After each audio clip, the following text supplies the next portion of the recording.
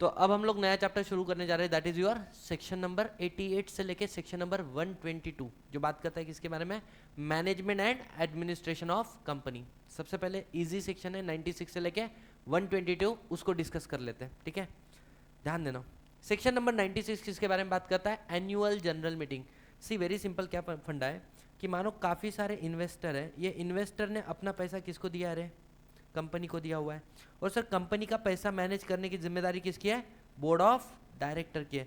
तो इन लोगों के पैसे के साथ में हुआ क्या है, समझ में आ रहा है, डोंट यू थिंक ये काम है बोर्ड ऑफ डायरेक्टर का एजीएम में रिपोर्ट करने के लिए, यस और नो, और इसके लिए बुलाई जाती है क्या, जनरल मीटिंग। जनरल मीटिंग मतलब किसकी मीटिंग, मेंबर्स की मीटिंग। व्हेन आई से जनरल मीटिंग, इसको जनरल मीटिंग क्यों बोला, इसको मेंबर मीटिंग भी बोल सकते थे ना फिर।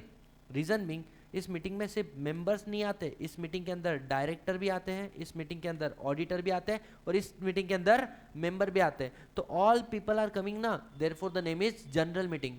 अच्छा, कभी भी मीटिंग करने के लिए मिनिमम कितने लोग चाहिए रहे, मिनिमम 2 लोग तो चाहिए ना, तभी जाके मीटिंग होगा। हाँ, कुछ एक्सेप्शन है, सेक्शन नंबर 96 के बाद में 97 एंड 98, ये कुछ एक्सेप्शन मिलेंगे, या फिर क्लास मीटिंग बोलकर एक कंसेप्ट रहेगा जहां पर एक्सेप्शन मिलेगा। अदरवाइज कम से कम 2 लोग तो भी मीटिंग में चाहिए। Are we gauge understanding, yes और no. If you are meeting yourself है ना, दैट डज नॉट मीन कि ये मीटिंग है। मीटिंग के लिए कम से कम, मतलब कमिंग टुगेदर, खुद के नजीक आना जनरल मीटिंग नहीं है, कम से कम 2 लोग नजीक आने चाहिए। आ जाओ, जनरल मीटिंग सबसे पहले किसके ऊपर एप्लीकेबल है, किसको जनरल मीटिंग करना पड़ेगा, जो मीटिंग साल में कंपलसरी होती है, once in a year, that is annual general meeting. और बेटा ये किसको करना मैंडेटरी है, every company other than 1 person company, हर कंपनी को करना पड़ेगा, किसको करने की जरूरत नहीं है, 1 पर्सन कंपनी, उनको क्या होल्ड करना पड़ेगा, एनुअल जनरल मीटिंग होल्ड करना पड़ेगा। सर एनुअल जनरल मीटिंग अगर मैं बात करूं तो इसके लिए टाइम लिमिट आपको याद रखना पड़ेगा, और टाइम लिमिट अभी के अभी लर्न कर लेना। सबसे पहले सेकंड और subsequent annual general meeting. Sir general meeting कितने महीने में हो जानी चाहिए, within 6 month from the closure of the financial year. हमारा फाइनेंशियल ईयर खत्म कब होता है, 31 of March of any year.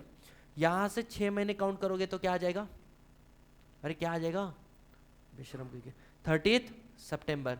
30 September will be the 6 month. इसके बाद में क्या बोला है, क्या आपकी इसके पहले भी कोई एजीएम हुई होगी, अरे हाँ है ना, तो बोले उस एजीएम में और इस एजीएम के अंदर का जो गैप है, that shall not exceed more than 15 month, किससे ज़्यादा नहीं होना चाहिए, 15 महीने के अंदर। और बेटा हर कैलेंडर ईयर में आपको मीटिंग लेना है, हर कैलेंडर ईयर मतलब रे जनवरी से लेके दिसंबर तक, मतलब ये तीनों कंडीशन सेटिस्फाई होना चाहिए। मतलब जैन से लेके दिसंबर में एक मीटिंग होना चाहिए, जो कितने, जब मार्च महीना खत्म हो रहा है वहां से 6 महीने के अंदर होना चाहिए। और मेक श्योर जो लास्ट ईयर एजीएम हुआ है और जो इस साल एजीएम हुआ है, इसका गैप किससे ज़्यादा नहीं होना चाहिए, 15 महीने से ज़्यादा नहीं होना चाहिए। Sir can we take extension ले सकते क्या इसका, हाँ कितने महीने का, 3 महीने तक का। कौन देगा ये एक्सटेंशन आपको, आरओसी देगा। आरओसी को देना भाग्य है या उसकी इच्छा है, इच्छा है, मैक्सिमम 3 महीने का। समझ में आ रहा है क्या, यहाँ तक समझ में आया। लेकिन ये था सब्सिक्वेंट एजीएम, सेकंड एजीएम का। अबे पुरानी एजीएम का बात ही तब आता है ना जब पहले एजीएम हो चुकी है। पहली बार कोई भी चीज करते हो तो समय लगता है, तो इसके लिए आपको टाइम लिमिट कितना दिया है, 9 month from the closure of the financial year. 9 month मतलब सर सुनो, यहाँ पर कितने समय दिया था, 6 मंथ, यहाँ पे कितना दिया है, 9 मंथ। तो 3 महीना क्या ऑलरेडी एक्स्ट्रा दिया है, तो क्या अलग से एक्सटेंशन और 3 महीने का मिलेगा, बेटा कांट ग्रांट एक्सटेंशन, इसका एक्सटेंशन नहीं मिलता। इस वाले केस में एक्सटेंशन मिल सकता है, बट एक्सटेंशन के लिए you should need what, a special reason. क्या होना चाहिए, सर हमारा अकाउंटेंट मर गया, नॉट अ स्पेशल रीजन। हमारे इनकम टैक्स वाले हमारे बुक को सीज करके ले गए, स्पेशल रीजन। सर फ्लड आ गया, स्पेशल रीजन। सर कोविड आ गया, स्पेशल रीजन। उसके बाद में अर्थक्वेक आ गया, स्पेशल रीजन। बट अगर तुम बोलोगे कि हमारा डायरेक्टर को अच्छा नहीं लग रहा, ऑडिटर को अच्छा नहीं लग रहा, ये काम नहीं कर रहा, that is not a special reason. Sir समय बताओ, दिन में रात में, दिन में मीटिंग कब होनी चाहिए, दिन में। बिजनेस आवर्स में, बिजनेस आवर्स मतलब क्या, सुबह 9 से, बेटा मान के चलो मैं मीटिंग ही बुलाया हूँ कितने बजे, शाम को 6 बजे, जो चली रात को 2 बजे तक है, वैलिड इनवैलिड, वैलिड। बेटा बुलाने का समय है, जाने का समय डिपेंड करता है, काम पूरा होता है नहीं होता है। दिन कौन सा होना चाहिए, एनी दिन other than national holiday, national holiday के दिन नहीं। आगे क्या बोला गया, प्लेस किधर आने का है, तो बोले रजिस्टर ऑफिस आ जाओ, या फिर सिटी टाउन विलेज जहाँ पर रजिस्टर ऑफिस आपका सिचुएटेड है। अच्छा सुनो ना सर, अगर एक अनलिस्टेड कंपनी, कौन सी है, आप इंडिया में कहीं पे भी करो, इंडिया मतलब एशिया में आप कहीं पे भी करो, but you need a consent of all the members. समझ में आ रहा है? दूसरा, गवर्नमेंट कंपनी, तू तो कोई भी प्लेस पे रख ले जो सेंट्रल गवर्नमेंट बोले, चाहे इंडिया, इंडिया के बाहर, तुम्हारी इच्छा। समझ में आ रहा है? सेक्शन 8 कंपनी, इनको बोला any day any time any place, any day any time any place. जो कौन डिसाइड करेगा? Board of director. लेकिन बेटा बोर्ड ऑफ डायरेक्टर तू किसकी बात सुनेगा? शेयर होल्डर की डायरेक्शन जो उसने जनरल मीटिंग में तेरे को इश्यू की है। कहीं समझ में आया क्या आप लोगों को? यहाँ पर सेक्शन नंबर 96 हो गया कंप्लीट। फिर आता है आपका सेक्शन नंबर 97, जो बोलता है कि मानो तुमने किसी साल में एनुअल जनरल मीटिंग बुलाने में ही कर दिया डिफॉल्ट, मतलब एनुअल जनरल मीटिंग हुआ या नहीं हुआ? नहीं हुआ, तो बोले कोई एक मेंबर भी उठकर सीधा मुंह मार किधर मारेगा? एनसीएलटी के पास जाके कंप्लेंट कर सकता है, एनी मेंबर। अच्छा, एक से ज़्यादा मेंबर होने जरूरी है? नहीं। सिंगल मेंबर रहा तो भी चलेगा? हाँ। तो अगर तुमने डिफॉल्ट किया इन कंडक्टिंग एजीएम, तो कोई भी मेंबर क्या कर सकता है? एप्लीकेशन करेगा किसको? एनसीएलटी। जैसे ट्राइब्यूनल को एप्लीकेशन किया, ट्राइब्यूनल अब क्या बुलाएगा? ऑर्डर देगा, एजीएम बुलाओ। सर इसके साथ में वो एक्स्ट्रा ऑर्डर भी दे सकता है। क्या एक्स्ट्रा ऑर्डर देगा? कि भाई साहब वैसे तो मीटिंग में कम से कम 2 लोग चाहिए, लेकिन ट्राइब्यूनल ने बुलाए वाली मीटिंग में एक जन आया तो भी चल जाएगा। अच्छा, 2 लोग भी चाहिए तो क्या चाहिए? Personally present. पर्सनली प्रेजेंट मतलब प्रॉक्सी काउंट होगा या नहीं होगा? बेटा प्रॉक्सी काउंट नहीं होगा। अगर ट्राइब्यूनल ने मीटिंग बुलाए तो प्रॉक्सी भी रहा तो भी चल जाएगा। बेटा प्रॉक्सी कभी कोरम में काउंट होता है क्या? नहीं होता है। यहाँ पर प्रॉक्सी को कोरम में काउंट कर लेंगे। सो they provide a such a direction जो उसको लग रहा है नेसेसरी है, ठीक है, deem to be constitute meeting. आगे, power of tribunal to call AGM if default. कब आएगा ये पावर आपके पास? अगर तुमने डिफॉल्ट किया एजीएम कंडक्ट कराने के अंदर। अच्छा, क्या ये ट्राइब्यूनल खुद होकर एजीएम बुला सकता है क्या? किसी ने अप्लाई नहीं किया, डायरेक्ट अपने मन से एजीएम नहीं हुआ चलो बुलाओ, नहीं, उसके पास खुद के पास ये पावर नहीं है। किसी मेंबर ने अप्लाई किया तो वो क्या करेगा? हाँ, ये होने के बाद में नेक्स्ट पॉइंट आता है तुम्हारा सेक्शन नंबर 100। सेक्शन नंबर 100, 96 हमने देखा एजीएम, 97 हमने देखा एजीएम बाय ट्राइब्यूनल। अब आ रहा है 100 बात कर रहा है EGM, extra ordinary general meeting. बेटा क्या होता है सुनो, एक एजीएम और दूसरी एजीएम, एजीएम 1 और एजीएम 2, इसके बीच में अगर तुमने कोई भी जनरल मीटिंग रखी तो उसको बोलते हैं एजीएम, मतलब एक्स्ट्रा ऑर्डिनरी जनरल मीटिंग। कहीं समझ में आ रहा है क्या? अब ईजीएम के लिए कंडीशन क्या है? ईजीएम कौन कौन बुला सकता है? तो खुद बोर्ड ऑफ डायरेक्टर बुला सकते हैं। बेटा ईजीएम किस दिन बुला सकते हो? किसी भी दिन बुला सकते हो। नेशनल हॉलीडे रहेगा तो चलेगा? चलेगा। किस समय बुलाना पड़ेगा? किसी भी समय बुलाओ, रात के समय में बिल्कुल चलेगा, दौड़ेगा। समझ में आ रहा है क्या? तो किस जगह पे बुला सकते हो? इंडिया के अंदर। इंडिया के अंदर। सर इंडिया के बाहर कब बुला सकते हैं? अगर आप एक होली ओन सब्सिडरी कंपनी हो किसी फॉरेन कंपनी की, तो ही फिर वो लोग इधर आने से अच्छा तुम उधर जाओ। समझ में आ रहा है क्या? तो एक बात, ईजीएम कौन बुला सकता है? Board of director. कब बुलाएगा? किस देर बुलाएगा? इंडिया में कहीं पे भी। बट अगर तुम होली ओन सब्सिडरी हो, कंपनी इनकॉर्पोरेट आउटसाइड इंडिया की, तो फिर तुम बाहर भी जा सकते हो। समझ में आ रहा है क्या? अब दूसरा, बोर्ड ऑफ डायरेक्टर बुला तो रहा है लेकिन खुद की इच्छा से नहीं बुला रहा है। किसकी इच्छा से बुला रहा है? मेंबर्स ने रिक्वेस्ट किया। तो बोलते जब मेंबर रिक्वेस्ट करेगा, मतलब रिक्वेजिशन लिख के देगा किधर? रजिस्टर ऑफिस पर, कि क्या क्या बिजनेस डिस्कस होना चाहिए, उसको एक्सप्लेनेटरी स्टेटमेंट देने की जरूरत नहीं कि ये क्यों डिस्कस होना चाहिए। समझ में आ रहा है क्या? तो फिर यहाँ पर बोर्ड ऑफ डायरेक्टर का काम है कि वो 21 दिन में मीटिंग बुलाए, 21 दिन में मीटिंग को कॉल करे और 45 डेज में मीटिंग को कंडक्ट करे। लेकिन कोई भी मेंबर ऐरा गैरा नत्तू गैरा उठ के आया, मुंह मार के चला गया, बोले मीटिंग बुलाओ, तो चलेगा क्या? नहीं। बोले मेंबर मतलब कौन? जिसके पास कंपनी हैविंग शेयर कैपिटल में 10% पेड अप शेयर कैपिटल हो, या company not having share capital में 10% टोटल वोटिंग पावर हो। अब सुनो, अगर मानो बोर्ड ऑफ डायरेक्टर ने 21 दिन में मीटिंग कॉल नहीं की और 45 दिन में मीटिंग बुलाई नहीं, तो खुद मेंबर मीटिंग बुला लेगा कितने महीने में? With in 3 month. मतलब ऐसा है,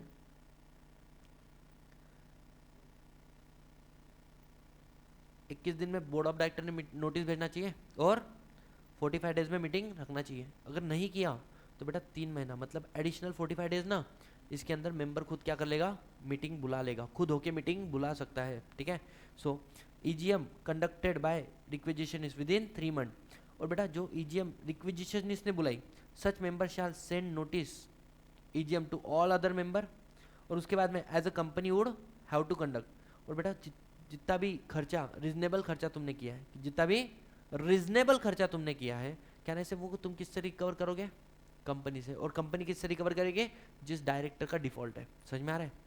अब सुनो ना, अगर मानो रिक्विजिशनिस्ट ने बुलाई मीटिंग और खुद रिक्विजिशनिस्ट नहीं आए तो मीटिंग क्या हो जाएगी, एडजर्न या कैंसिल।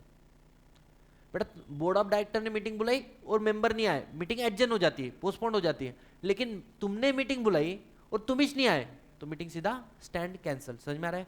और चौथा, और कौन बुला सकता है ईजीएम, एनसीएलटी। किस सेक्शन में लिखा है, 98। एनसीएलटी ईजीएम भी बुला सकता है, लेकिन एनसीएलटी इस बार ध्यान देना, 97 में बोला था कि वो खुद होके नहीं बुला सकता है, 98 में बोला है ईजीएम खुद होके बुला सकता है क्या, नहीं। ईजीएम बुलाने के लिए मेंबर अप्लाई करेगा। 98 में क्या बोला है, ईजीएम तू खुद होके भी बुला सकता है या तुझे एप्लीकेशन मिला किससे, किसी डायरेक्टर या मेंबर से, तो भी बुला सकता है। और अगर एनसीएलटी ने ईजीएम बुलाया तो कहने से उसके डायरेक्शन के हिसाब से वो ईजीएम चलेगी। तो साथ ही साथ में अगर तुम देखो तो हमने कितने सेक्शन कंप्लीट कर दिए, 96 EGM, 97 EGM by NCLT, 98 EGM by NCLT और 100 ईजीएम। समझ में आ रहा है क्या? अब आता है सर सेक्शन नंबर 99 जो बोलता है पेनल्टी के बारे में, कि अगर मानो तुमने एजीएम समय पे कंडक्ट नहीं की, एनसीएलटी ने ऑर्डर दिया एजीएम बुलाओ, तुमने वो भी समय पे नहीं लिया, एनसीएलटी ने ऑर्डर दिया कि तुमने ईजीएम बुलाना चाहिए, तुमने उसको भी समय पे कंडक्ट नहीं किया, तो ऐसे केस में अब तुमको फाइन लगेगी कितनी, up to 1 lakh rupees plus 5000 rupees per day. कब तक, जब तक वो डिफॉल्ट कंटिन्यू है। तो हमने 5 सेक्शन पढ़ लिए, कौन से 96 EGM, 100 EGM, 97 EGM by NCLT, 98 EGM by NCLT, 97 EGM by NCLT, 98 और पेनल्टी कितना कहाँ पे आ जाएगा तुम्हारा, 99। Contravention of section number 96, 97, 98। अब इंपॉर्टेंट बात ये ध्यान देना कि टाइम, डे, प्लेस, यहां से केस स्टडी बन सकता है। टाइम, एजीएम कब बुलाई जाती है, बिजनेस आवर्स में, ईजीएम एनी टाइम, लेकिन ईजीएम अगर रिक्विजिशनिस्ट बुला रहा है तो बिजनेस आवर्स। एजीएम किस दिन हो सकती, एनी डे अदर देन, बड़ा बोर्ड बुला रहा है तो एनी डे, लेकिन रिक्विजिशनिस्ट बुला रहे तो अदर देन नेशनल हॉलीडे, मतलब सेम एज एजीएम वाला। और प्लेस इसके लिए बोला था register office, city town, village, यहाँ पर भी सेम है, और यहाँ पर एनी प्लेस इन इंडिया, लेकिन वॉस वाले केस में आउटसाइड इंडिया भी अलाउ है। Got it? अरे हाँ ना। तो यहाँ पर हो गया आपका सेक्शन। अब आ रहे हैं हम लोग कौन से सेक्शन, 101 से लेके 122, 4 सेक्शन इजीली हुए क्या, अरे हाँ ना। अब आ रहा है तुम्हारा 101। 101 क्या बोलता है, नोटिस। ये एक डायग्राम देख लोगे तो पूरा नोटिस वाला सेक्शन क्लियर हो जाएगा। बोले नोटिस आप दे किसको रहे हो, पागल लोगों को, मतलब मैड, मेंबर को, ऑडिटर को, डायरेक्टर को। कितने दिन एडवांस में नोटिस देना पड़ेगा रे, 21 क्लियर डेज। कितने दिन पहले, 21 clear days. What do you mean by clear days, what do you mean by clear days? बेटा क्लियर मतलब पूरा दिन, पूरा दिन मतलब जिस दिन तुमने नोटिस को सेंड किया, मिड ऑफ द डे में किया होगा ना, तो वो दिन काउंट करेंगे नहीं। जिस दिन सामने वाले को नोटिस रिसीव हुआ उसको काउंट करेंगे क्या, करेंगे। जिस दिन मीटिंग है, जिस दिन, वो भी मिड ऑफ द डे में कहीं पे होगी, उसको भी काउंट नहीं करेंगे। मतलब day of sending dispatch of notice and day of meeting को काउंट नहीं करेंगे, डे ऑफ रिसीविंग नोटिस को काउंट कर लेना। दूसरा बात क्या बोला है, नोटिस 2 तरीके से जा सकती है, एक तो ईमेल इलेक्ट्रॉनिक मोड, नहीं तो अरे रिटर्न, एक तो राइटिंग में जाएगी नहीं तो इलेक्ट्रॉनिक में जाएंगी। अगर नोटिस राइटिंग में जा रही है तो अपन ने 2 दिन को तो एक्सक्लूड किया ही है ना, और 48 आवर्स को एक्सक्लूड कर देना। क्यों? क्योंकि सेक्शन नंबर 20 बोलता है कि अगर तुमने नोटिस भेजा है जनरल मीटिंग का, हम लोग मान के चलेंगे वो सामने वाले को मिल गया आफ्टर 48 आवर्स, मतलब 48 आवर्स मोर एक्सक्लूड करना है ना, यस और नो। लेकिन सर इलेक्ट्रॉनिक मोड से क्या है, तो फिर डे ऑफ नोटिस और डे ऑफ मीटिंग ये 2 ही एक्सक्लूड करना है, बाकी कुछ एक्सक्लूड। नोटिस में क्या होता है, day, date, time, place, agenda and the proxy, मतलब किस दिन कब मीटिंग है, कौन से नेचर की मीटिंग है, किस टॉपिक पे बात करने वाले हैं, और अगर तुम नहीं आते हो तो आ सकते हो तो तुम अपने प्रॉक्सी को भेज देना। सर आगे क्या हुआ, अब जैसे ही मैड को नोटिस दिया कितने दिन का, 21 क्लियर डेज का, उसके बाद क्या होगी, जनरल मीटिंग। गलती से किसी को नोटिस नहीं दिया, एक्सीडेंटल ओमिशन, तो मीटिंग इनवैलिड हो जाएगी क्या, answer is no, meeting will not be invalidated. अगर गलती से नोटिस नहीं गया, डेलिब्रेट तरीके से नहीं गया तो इनवैलिड। ठीक है, तो यहां पर कौन सा सेक्शन हो गया गाइस, आपका सेक्शन। लेकिन अब यहां से जो अमेंडमेंट पोर्शन है जहां से क्वेश्चन बन सकता है, 21 दिन सर हमको पॉसिबल नहीं नोटिस देना, क्या कर सकते हो, the concept call shorter notice, shorter notice. यहाँ पे क्या बोला, in case of AGM annual general meeting, अगर 95% टोटल नंबर ऑफ मेंबर के 95% मेंबर अगर एग्री कर जाते हैं तो फिर आप एक दिन का नोटिस भी भेज सकते हो। समझ में आ रहा है क्या sir? In case of EGM, in case of, आप जनरल मीटिंग बुला रहे हो या एक्स्ट्राऑर्डिनरी जनरल मीटिंग, अगर ईजीएम बुला रहे हो तो क्वेश्चन करना अपने आप को कंपनी में शेयर कैपिटल है या नहीं है। अगर शेयर कैपिटल है तो डूअर रिक्वायरमेंट है क्या, majority number holding 95% of total voting power. Sir मेरे पास है ना 1000 शेयर होल्डर है जिसके पास 10 लाख रुपए का कैपिटल है, टोटल कैपिटल हमारी कंपनी का, तो बोले 1000 में से कम 501 हाँ बोलने चाहिए और इनके पास 9.5 लाख के क्या होने चाहिए कैपिटल, तभी जाके वो शॉर्टर नोटिस पे मीटिंग बुलाया जा सकता है। और सर कंपनी में शेयर कैपिटल नहीं होगा तो 95% ऑफ टोटल वोटिंग पावर देखेंगे। समझ में आ रहा है क्या? यहां पर तुम्हारा सेक्शन नंबर 101 कंप्लीट हो गया। अब कौन सा सेक्शन आएगा, 102। 102 पे जा रहे हैं, उसके पहले अब आपको अपने को दो चीजें समझनी पड़ेंगी। 114 समझना पड़ेगा पहले, क्या 114, एक होता है तुम्हारा ऑर्डिनरी रिजोल्यूशन, एक होता है तुम्हारा, सर ऑर्डिनरी रिजोल्यूशन मतलब क्या, that vote cast in favour shall exceed vote cast. 10 लोगों ने अगर मना किया रिजोल्यूशन पास करने से तो हाँ बोलने वाले कम से कम कितने चाहिए, तो ऑर्डिनरी रिजोल्यूशन पास हो गया। ऑर्डिनरी रिजोल्यूशन पास करने के लिए क्या नोटिस देनी पड़ती है या नहीं देनी पड़ती है, जनरल मीटिंग के देनी पड़ती है। समझ में आ रहा है क्या? स्पेशल रिजोल्यूशन पास करना है ना, नोटिस तो देना पड़ेगा, नोटिस में ये भी लिखना पड़ेगा कि एसआर पास करना है। और तीसरा, the vote cast in favour shall exceed 3 times of vote cast, मतलब अगर 10 लोगों ने ना बोला तो हाँ बोलने वाले कम से कम कितने चाहिए, सर एक ने ना बोला तो हाँ बोलने वाले कितने चाहिए, अरे बोलो 3, और बेटा 0 ने ना बोला तो हाँ बोलने वाले कितने चाहिए, एक भी काफी है ना, वो तो 100% हो गया ना। बच्चे उधर मल्टीप्लाई 3 करके बोलते क्या 3, कुछ भी। आ जाओ, एक सेकंड दो मेरे को, एक सेकंड दो, क्या मैं गलत पेज पे आ गया, अभी चैप्टर के बहुत ही ऊपर आ गया था मैं। हाँ डन, अब ध्यान देना, अब आ रहा हूं मैं सेक्शन नंबर 102 पे। ऑर्डिनरी रिजोल्यूशन पढ़ लिया और स्पेशल रिजोल्यूशन पढ़ लिया। ऑर्डिनरी रिजोल्यूशन में there are chances of tie, 5 लोगों ने ना बोला और 5 लोगों ने हाँ बोला, तो फिर ऐसे केस में क्या हो जाता है, चेयरमैन को मिल जाता है कास्टिंग वोट, और उसने जो बोल दिया वो फाइनल है। समझ में आ रहा है क्या? क्वेश्चन है मेरा, क्या चेयरमैन 2 बार वोट कर सकता है क्या, क्या चेयरमैन 2 बार वोट कर सकता है क्या, हाँ या ना, अरे हाँ या ना, कर सकता है या नहीं कर सकता है, the answer is yes, answer is no. अगर चेयरमैन कंपनी का मेंबर भी है तो पहले मेंबर बोल के वोट करेगा और बाद में चेयरमैन बोल के कास्टिंग वोट करेगा, और ना अगर वो सिर्फ चेयरमैन है ओनली। अच्छा, क्या वो अपने वोट 2 बार करते वक्त डिफरेंटली कास्ट कर सकता है क्या, पहले हाँ बोला बाद में ना बोल रहा, पहले हाँ बोला रिजोल्यूशन के लिए और बाद में बोल रहा ना, ऐसे डिफरेंटली वोट कास्ट कर सकता है? As answer is yes. क्यों?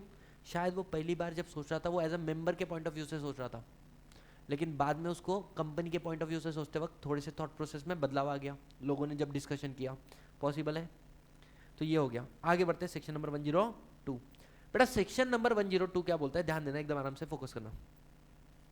2 तरीके के बिजनेस होते हैं, जैसे 2 तरीके के रिजोल्यूशन कौन से है, अरे बोलो रे, रिजोल्यूशन 2 तरीके के कौन से, ऑर्डिनरी रिजोल्यूशन, नोटिस भी 2 तरीके की होती है,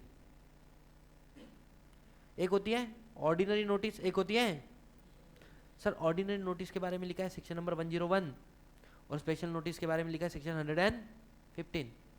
सर इसके अलावा बिजनेस भी 2 तरीके के होते हैं, एक होता है ऑर्डिनरी बिजनेस और एक होता है, ऑर्डिनरी बिजनेस सिर्फ और सिर्फ कहां पर होता है, only in AGM, only in, लेकिन स्पेशल बिजनेस एजीएम में भी हो सकता है। और सर ऑर्डिनरी बिजनेस कितने हैं टोटल? 4। कितने हैं? और ये 4 बिजनेस को बोलते हैं अड्डा। क्या बोलते हैं? अड्डा मतलब sir adoption of account, account adopt करने के बाद में divide at the end, dividend, divide at the end, dividend, declaration of dividend. बाद में अगर आप एक पब्लिक कंपनी हो ना, तो पब्लिक कंपनी में there is a concept called rotation of director, कि डायरेक्टर चल जाता है, उसकी जगह पे नया डायरेक्टर आता है। So if you are appointing a new director in the place of retiring director, that is also ordinary business. और चौथा, appoint and fixing the remuneration of auditor. इसमें से एक ही बिजनेस हर साल होता है, एडॉप्शन ऑफ अकाउंट। क्यों सर? क्योंकि डिविडेंड देना ऑप्शनल है। अपॉइंटमेंट ऑफ डायरेक्टर सिर्फ पब्लिक कंपनी में एप्लीकेबल है, मतलब रोटेशनल डायरेक्टर का।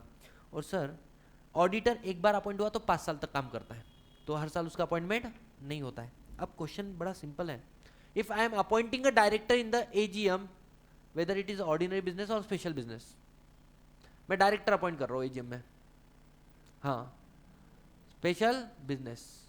क्यों?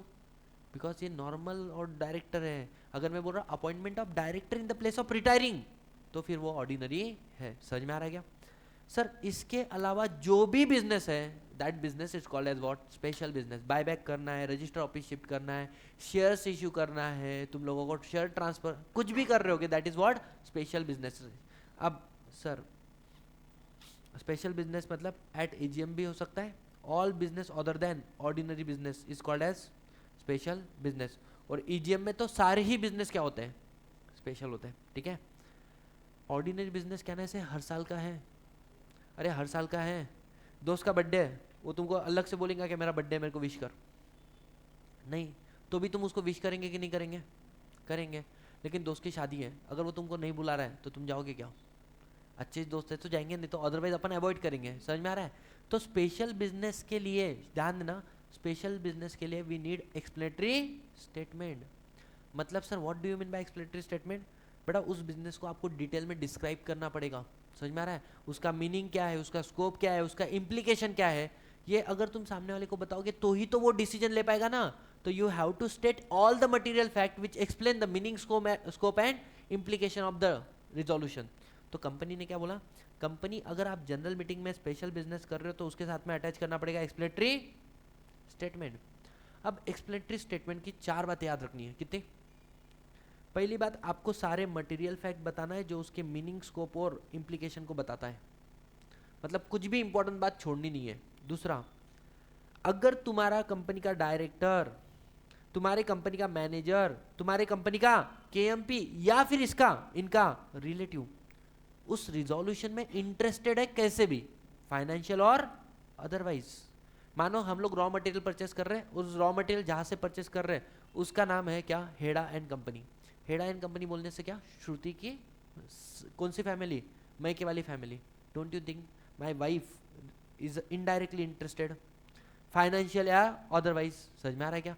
तो इन दैट केस ये बात मुझे रिजोल्यूशन के साथ में जो एक्सप्लेनेटरी स्टेटमेंट अटैच कर रहा हूँ उसमें बताना पड़ेगा कि मिस्टर सतीश भाई तीस की जो वाइफ है ना, वो इनडायरेक्टली इसमें फाइनेंशियल इंटरेस्ट होल्ड करती है। तो शेयर होल्डर सोचेंगे कि भाई साहब ये रिजोल्यूशन शायद जानबूझ के पास कर रहे हैं। समझ में आ रहा है क्या? उसके बाद में दूसरा क्या है, अगर तुम किसी और कंपनी के साथ में कॉन्ट्रैक्ट में एंटर हो रहे हो, मतलब कंपनी 1 कंपनी 2 के साथ में, एक्स लिमिटेड वाई लिमिटेड के साथ में कॉन्ट्रैक्ट में एंटर हो रही है, और इस वाई लिमिटेड के अंदर हमारे कंपनी के डायरेक्टर, मैनेजर, केएमपी या प्रमोटर, यहाँ पे रिलेटिव नहीं लिखा है, पहले वाले में प्रमोटर नहीं लिखा था। समझ में आ रहा है? हमारे कंपनी का डायरेक्टर, मैनेजर, केएमपी या फिर प्रमोटर, इन्होंने 2% अगर शेयर होल्ड किया है, 2% शेयर होल्ड किया, मान के चलो इस कंपनी को हम काम देने वाले कितना? 200 करोड़ का। बेटा 200 करोड़ का 2% निकालो, कितना हो गया? 4 crore. Don't you think 4 crore तो सीधा इनडायरेक्टली किसके जेब में जा रहा है? डायरेक्टर, मैनेजर, केएमपी और प्रमोटर के जेब में जा रहा है ना। तो इफ दे आर इंटरेस्टेड तो भी आपको अलग से बताना पड़ेगा। और लास्ट वाला पॉइंट क्या है, अगर मानो कोई डॉक्यूमेंट का रेफरेंस आ रहा है तुम्हारे रिजोल्यूशन में, मतलब हम लोग एक लैंड परचेस कर रहे हैं, बेटा जैसे ही लैंड परचेस कर रहे हो, डोंट यू थिंक आपकी एक एग्रीमेंट बनेगी, सेल डीड। इसके अलावा एक प्रॉपर्टी सर्टिफिकेट होता है, उसको 7/12 8 बोलते हैं। समझ में आ रहा है? ये प्रॉपर्टी के डॉक्यूमेंट होते हैं। तो कहने से कुछ डॉक्यूमेंट का कॉन्ट्रैक्ट आया कि नहीं आया? या फिर मानो इतिहाद ग्रुप जो था वो जेट एयरवे के साथ में कॉन्ट्रैक्ट में एंटर हो रहा है, और सर जेट एयरवे के साथ में जब कॉन्ट्रैक्ट में एंटर हो रहा है, इनके बीच में जॉइंट वेंचर हो रहा था कि नहीं हो रहा था? तो जब जॉइंट वेंचर हो रहा था तो मेरा सिंपल सा क्वेश्चन है, क्या जॉइंट वेंचर एग्रीमेंट बनेगा कि नहीं मिलेगा? तो किसी डॉक्यूमेंट का रेफरेंस आया कि नहीं आया? आया। सर हमारी कंपनी एक अंडर राइटर को अपॉइंट कर रही है, बेटा अंडर राइटर को जैसे ही आप अपॉइंट करोगे उसके साथ में भी एक क्या बनता है? एग्रीमेंट बनता है, और वो एग्रीमेंट का रेफरेंस रिजोल्यूशन में आएगा कि नहीं आएगा? आएगा। तो आपको टाइम और प्लेस बताना पड़ेगा जहां पर आके हम उस डॉक्यूमेंट को क्या कर सकते हैं? चेक कर सकते हैं। गलती से अगर तुमने ये बातें नहीं बताई, गलती से अगर तुमने ये बातें नहीं बताई, फायदा किसको मिल सकता है? फायदा अंदर वालों को भी मिल सकता है, बाहर वालों को। तो जो भी फायदा मिला है वो पैसा तुमको वापस करना पड़ेगा, किसको? कंपनी को। मतलब जो भी बेनिफिट मिला है किसको? प्रमोटर को हो, डायरेक्टर को, मैनेजर, केएमपी या फिर रिलेटिव, ये पूरा का पैसा तुमको क्या करना पड़ेगा? वापस करना पड़ेगा। किसको वापस करोगे? कंपनी को। कंपनी को। समझ में आ रहा है क्या? अच्छा, किसने नहीं बताया? ये बताने की जिम्मेदारी कि हमारा इंटरेस्ट है ये किसकी थी? अंदर वालों की या बाहर वालों की? बेटा बताने की जिम्मेदारी, एक्सप्लेनेटरी स्टेटमेंट को लिखने की जिम्मेदारी किसकी है? कंपनी के अंदर वालों की या कंपनी के बाहर वालों की? अंदर वालों की है ना। तो अगर तुमने ये नहीं बताया तो सजा किसको मिलेगी? अंदर वालों को या बाहर वालों को? इसलिए बोला पनिशमेंट लगेगा किसको? Promoter, director, manager, KMP. Relative का नाम नहीं लिखा है, रिलेटिव को बेनिफिट होगा तो वो रिटर्न करना है, सजा नहीं मिलेगी रिलेटिव को। कितना? 50,000 और 5 times of the benefit whichever is higher. बेटा उसको बेनिफिट कितना होने वाला था? 4 करोड़। 4 करोड़ का कितना हो जाएगा? 5 टाइम्स 20 करोड़ और 50,000 विच एवर इज हायर। मतलब जो पैसा है वो तो रिटर्न देना है 4 करोड़, साथ ही साथ में 20 करोड़ तक का बम्बू आगे मतलब लग जाएंगे। समझ में आ रहा है? और पनिशमेंट इसके अलावा किसी और लॉ में भी मम्मी पापा एक हो रहे तो उधर भी जाके करने का, मतलब यू आर लाइबल। समझ में आया क्या? जल्दी बताओ। Anyone any single problem? पूरा सेक्शन 102 लॉजिकली क्लियर हुआ? आगे इंपॉर्टेंट सेक्शन कौन सा है? कोरम। बेटा कोरम के लिए ध्यान देना, कोरम मतलब क्या? Minimum number of member required to be present at the start of the meeting, जिसके बिना मीटिंग वैलिडली क्या नहीं हो सकती? स्टार्ट नहीं हो सकती, कंडक्ट नहीं हो सकती। It's a minimum number of member required to be present for conducting meeting. कितने लोग चाहिए? बोले अगर प्राइवेट कंपनी है तो 2 मेंबर पर्सनली प्रेजेंट होने चाहिए। कितने? 2। बट अगर एक पब्लिक कंपनी है तो कितने मेंबर? 5 मेंबर, 15 मेंबर और 30 मेंबर, डिपेंड अपॉन जिस दिन जनरल मीटिंग हो रही उस दिन तुम्हारी कंपनी में कितने मेंबर्स हैं। अगर सर अप टू 1000 मेंबर हैं तो 5 मेंबर तो भी कम से कम मीटिंग में चाहिए। सर 1000 से लेके 5000 तक मेंबर है तो कम से कम 15 मेंबर मीटिंग में आने चाहिए। और सर 5000 से ज़्यादा मेंबर हो गए तो 30 मेंबर मीटिंग में आने चाहिए। सर क्या आर्टिकल ऑफ एसोसिएशन चाहे तो इस लिमिट को बढ़ा सकता है क्या? क्या आर्टिकल ऑफ एसोसिएशन चाहे तो इस लिमिट को इंक्रीज कर सकता है क्या? कर सकता है। समझ में आ रहा है जैसे नो? आगे पर्सनली प्रेजेंट जब मैंने बोला है इसका मतलब इसमें कौन काउंट नहीं होगा? प्रॉक्सी। मैं नहीं आ रहा हूं, मैं किसी और को भेज रहा हूं, वो काउंट नहीं होगा। और डीम पर्सनली प्रेजेंट, 2 सेक्शन यहीं पे कनेक्ट कर रहा हूं, सेक्शन नंबर 112 और सेक्शन नंबर 113। 112 क्या बोलता है कि अगर आपकी कंपनी के शेयर सेंट्रल गवर्नमेंट ने लिए तो डोंट यू थिंक प्रेसिडेंट के नाम में लेना पड़ता है? और अगर स्टेट गवर्नमेंट आपकी कंपनी के शेयर ले रहे तो किसके नाम में लेता है? गवर्नर के नाम में लेता है। तो इन्होंने बड़ा सिंपल बोला हुआ है कि अगर प्रेसिडेंट और गवर्नर तो चेयर है, वो खुद आने वाले हैं क्या? नहीं। तो वो किसको भेजेंगे? अथोराइज रिप्रेजेंटेटिव को भेजेंगे। तो वो अथोराइज रिप्रेजेंटेटिव अगर आ रहा है तो क्या मानना, जैसे क्या वो पर्सनली प्रेजेंट है, वो पर्सनली प्रेजेंट है, उसको कोरम में काउंट करना। और 113 क्या बोलता है? अगर एक कंपनी दूसरी कंपनी की क्या है? मेंबर है। बड़ा कंपनी क्या आर्टिफिशियल पर्सन है या नेचुरल पर्सन है? तो कंपनी खुद होके उठ के जा सकती क्या? वो भी किसको भेजेगी? ऑथोराइज रिप्रेजेंटेटिव को। तो मानना क्या मान लेंगे कि वो पर्सनली प्रेजेंट है, पर्सनली प्रेजेंट है। समझ में आ रहा है? यस। आगे सर आधा घंटा हो गया लेकिन मेंबर मीटिंग में आए ही नहीं, आधा घंटा हो गया, मीटिंग क्या हो जाएगी? एडजर्न। मीटिंग क्या हो जाएगी? एडजर्न। कब? नेक्स्ट वीक के अंदर, same day same time same place. लेकिन शायद वो प्लेस ही अवेलेबल ना हो अगले हफ्ते में, JW मैरिट तुमने बुक किया था।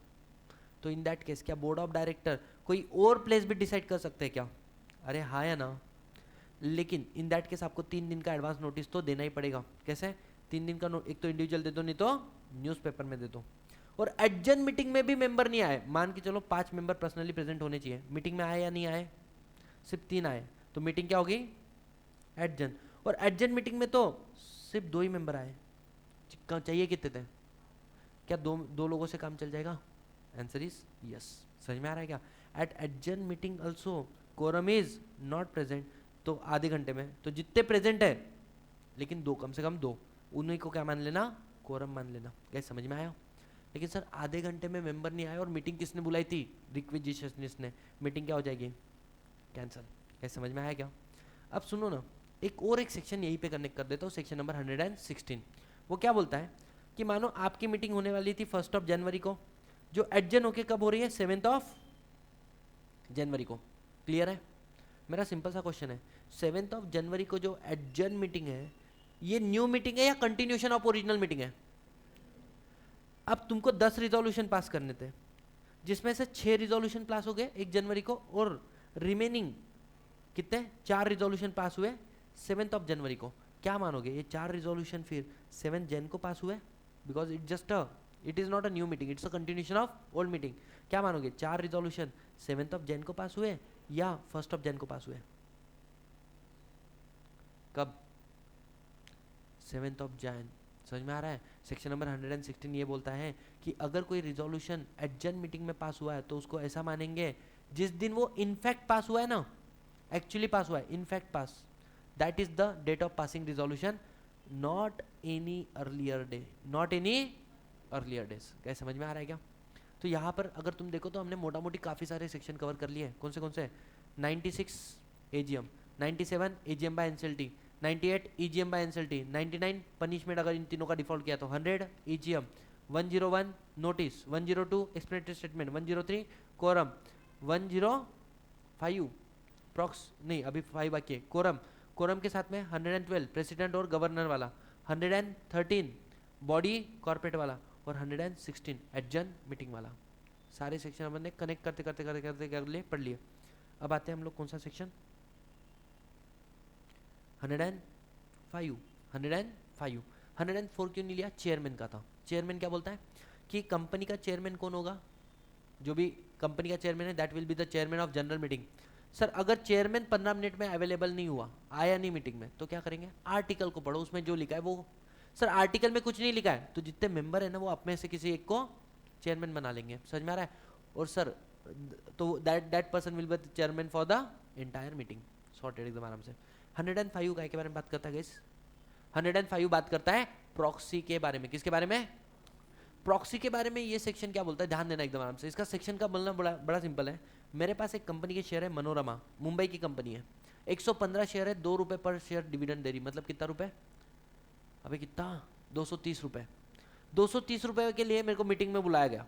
इधर से जाने के 300 350 रुपए, आने के 350 रुपए, वहां से मनोरमा जो कंपनी जहाँ पे बीकेसी है वहां पे जाने के अलग से 500 रुपए लगेंगे, मतलब सर 1200 रुपए।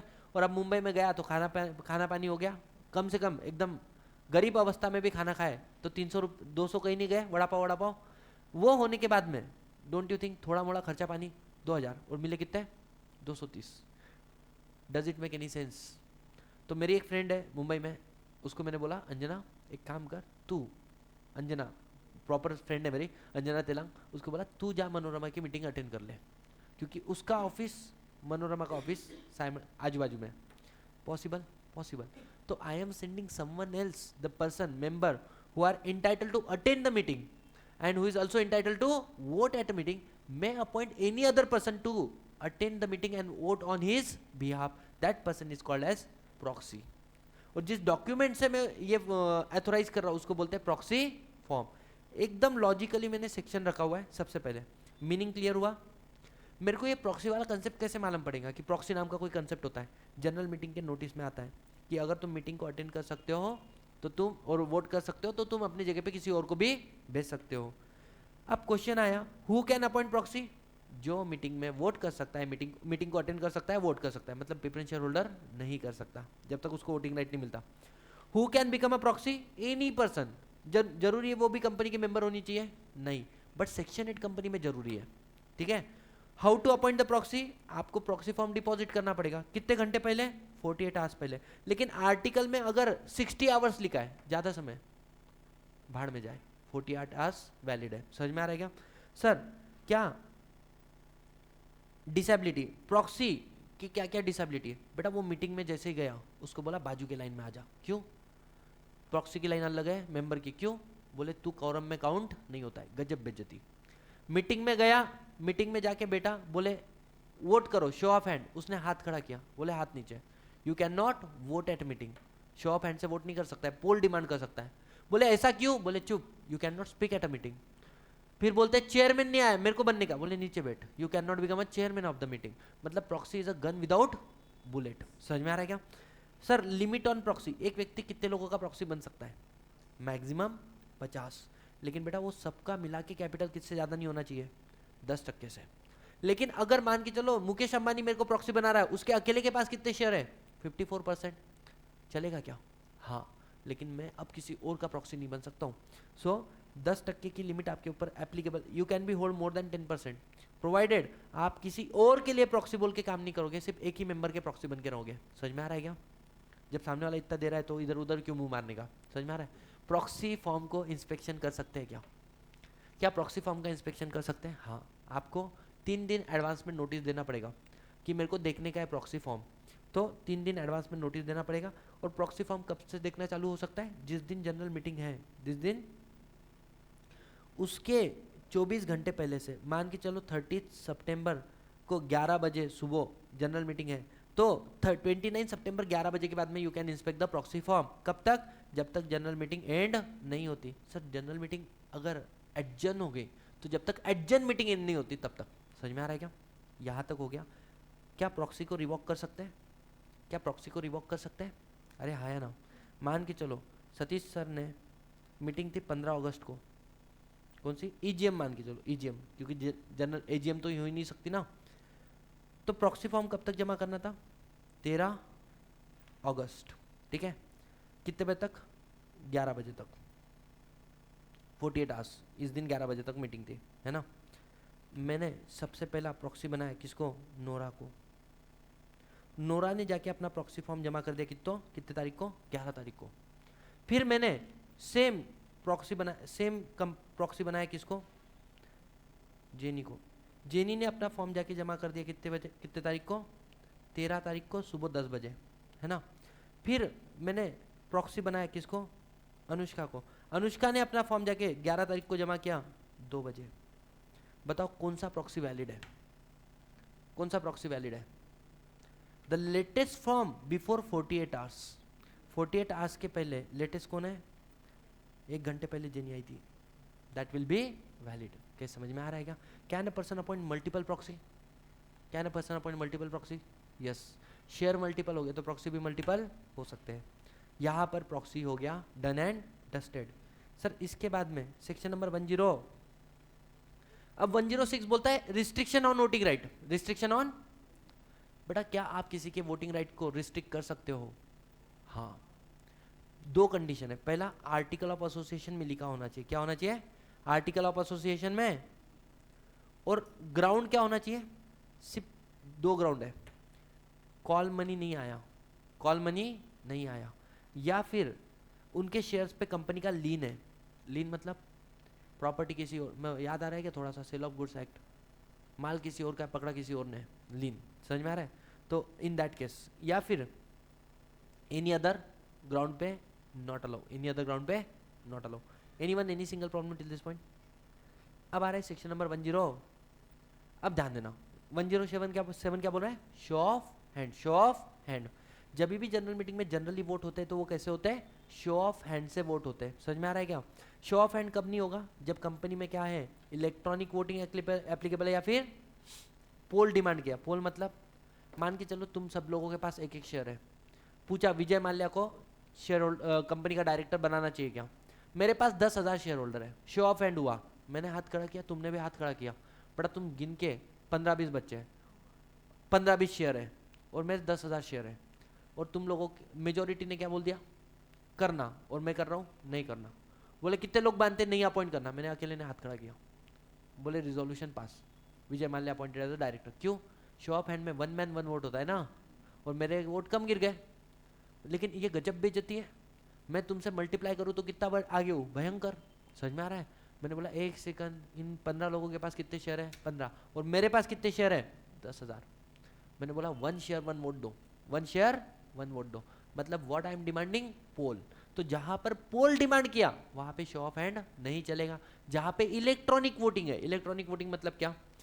दो तरीके से वोट होता है, एक तो आप घर से वोट कर लो, आना पॉसिबल नहीं है तो इसको बोलते हैं रिमोट वोटिंग।